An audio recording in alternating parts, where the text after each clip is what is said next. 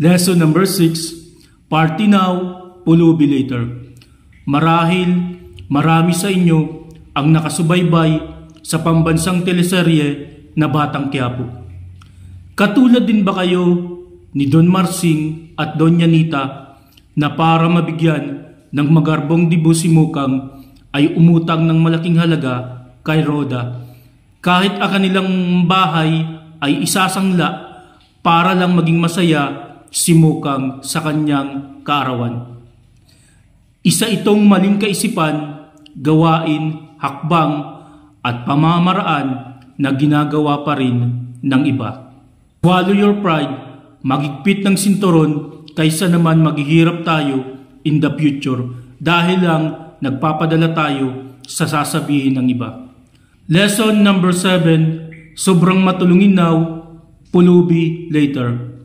Paano mo ba malalaman kung sumusobra na ang pagiging matulungin mo?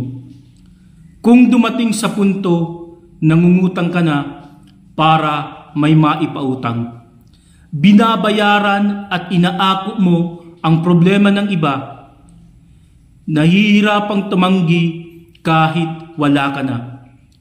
Bigay lang ng bigay kahit sagad na. Tinitiis mo na lang ang kahirapan para lumigaya ang ibang tao, pero ang sarili mo ay napapabayaan. Tandaan, walang masama sa pagtulong.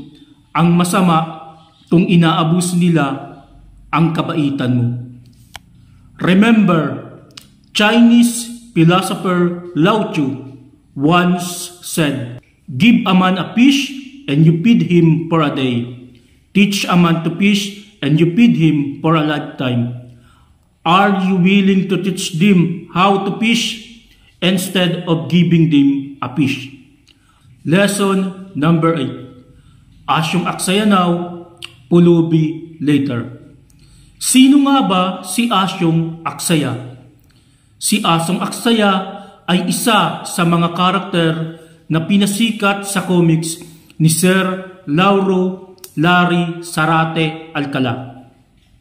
Isa sa mga pambansang alagad ng sining, makailang ulit na rin siyang naisa pelikula. Si Asyong Aksaya ay isinilang na may gintong kutsara sa bibig.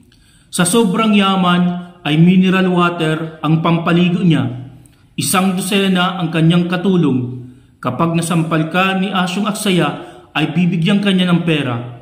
Madalas ay nagwawaldas lang siya ng pera para makapagyabang. Kailangan may malasakit tayo sa iba. We should at least help them sa pamamagitan ng pagtitipid. Hindi rason na iba ang magbabayad kaya mag-aaksaya na lang tayo. Anong mga pagbabago ang gagawin mo para magtipid at hindi mamulubi?